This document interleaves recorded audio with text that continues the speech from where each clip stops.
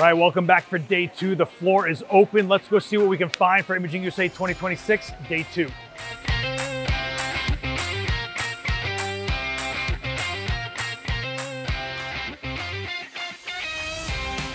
Got to swing by Fujifilm. Me and Mike have known each other for quite a while. We've been through a lot of these shows together.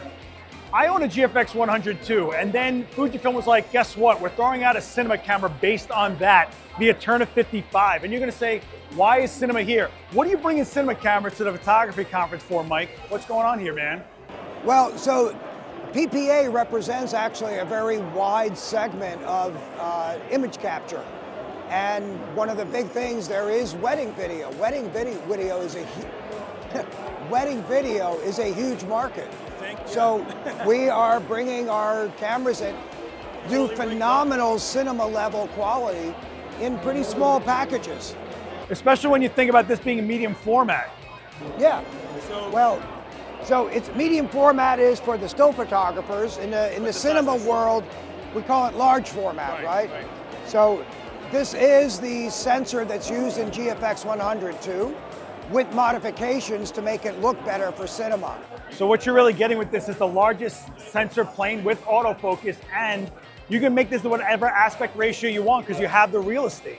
Yeah, so it's very easy to choose multiple image circles based on whatever optics you own. So in the movie world, there are so many lenses that have been made for decades and decades for different formats.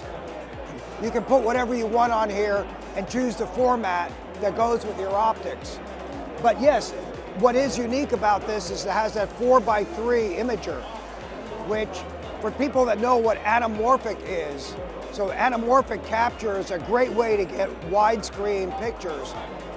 And having a taller, more square format for the sensor is more conducive to that anamorphic D-squeeze that happens. But you don't have to do that. We can do 16 by 9, 17 by 9. So explain to them, why is this not overkill for weddings? Well, depends on what you define by overkill. If you are getting a lot of money to do a high-end wedding for some very, very well-heeled customers, do you not want to give them the best possible cinematic quality you can do? You're selling them the fantasy of this day, living forever. Give them the movie to go with it. Well, you know, the wedding market, from what I know about it, is there's almost no middle anymore. Oh, okay. It's either like really, really low end where people don't want to pay anybody, you know, or it's high end, you know, and that is basically, if you're in that tier, that's the best tier you could be in. For me, there's a lot of wedding photographers picking up GFX already as a system to shoot the stills. Now you're just using the glass between this and a cinema system. It just makes a nice ecosystem. Plus, you guys have made cinema glass forever. It's nice to see you actually make a camera now. So like, this is a new power zoom lens. Yep. So this was actually designed to mount right on here because the camera has a native G mount, right, for all of our GF lenses. But this lens on here is got internal silver motors, so you can zoom it right here from the handle. Right. You don't have to grab it, you don't have to add extra motors. The lens will also do autofocus. Run and gun with... This is a run and gun documentary type, which is really what weddings are all about, you know. But we've got smaller cameras like the XH2S camera. And to see it fully rigged out shows you what the real capability. I think this system get overlooked sometimes.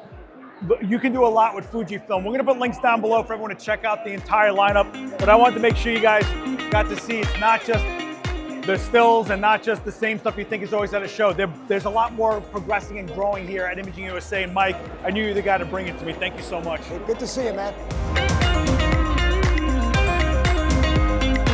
I had to call my boy JC up because Westcott's here and they just launched, I mean literally today, a new light. This, the FJ250, which I gotta tell you, is a really smart design. We're talking about Bowens-mount, extruded tube, the same battery that goes into the 400 and 800. So if you're someone that's already in a system, you don't got anything really to invest back into to like batteries or the mount or anything like that. But tell me, like, what is your favorite part about this 250 watt second strobe? For me, you know, that The fact that it's the full-size Bowens is a big deal to me because I'm not carrying multiple different, I don't have multiple different modifiers to carry. I don't have different mounts to carry. I don't have any adapters.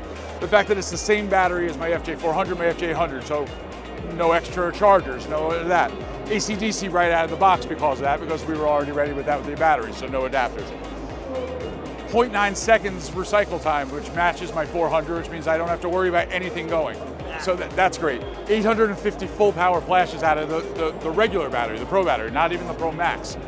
These are all things that we had people asking, we listened.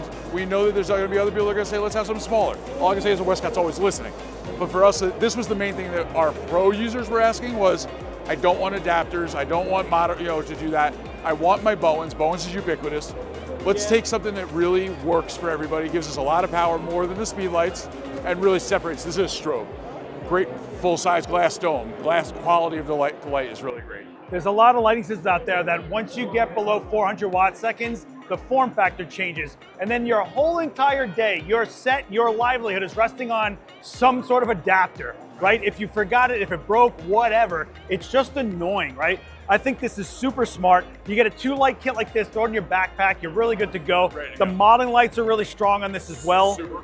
And not to mention, I really like the fact that you can plug it in while you're using it. And then let's say, like me in my studio, I can leave my lights plugged in, but if they go, hey, can we get some headshots outside? Unplug, full battery. And this can take a higher capacity battery on top of it. Like, what's not to like about this? With that Pro Max, which would slip right under there, then you're going to double your everything. You're going to be into 1,500 shots. It's insane. So if you're in the Westcott system, let me know down below what you think about this, but also check out the link down below if you aren't familiar with the Westcott system. It'll be down there, and you can check out the new FJ250, which has been launched at this show. If you're at Imaging, go check out my guy JC so you can get it in hand. JC, it's always good.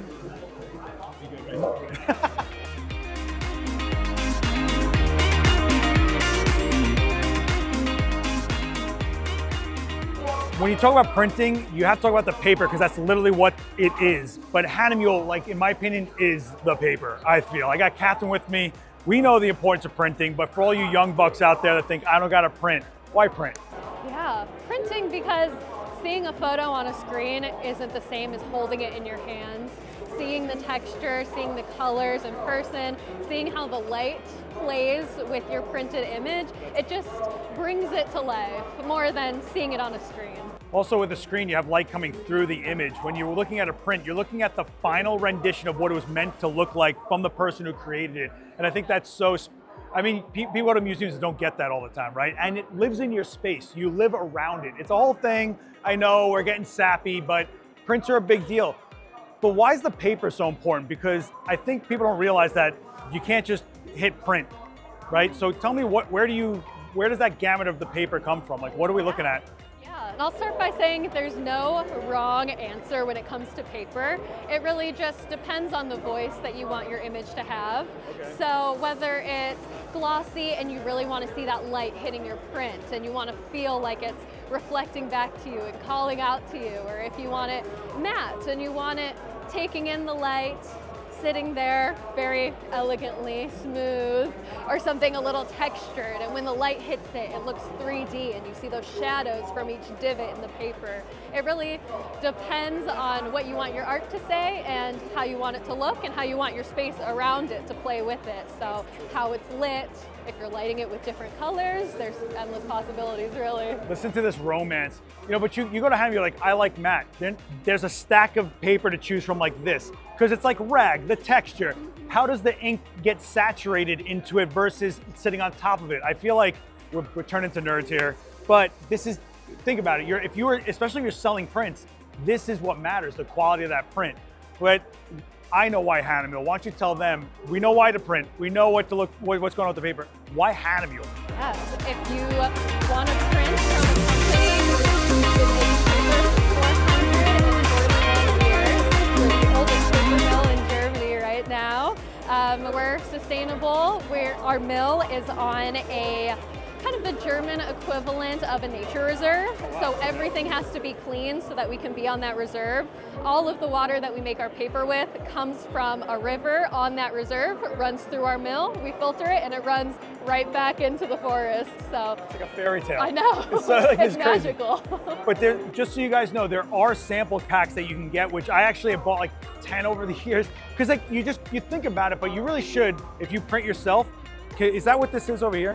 Yes, so these are our photo cards. So these are great for portfolios. If you carry them around, they're in little tins, and they're just the perfect cute little size.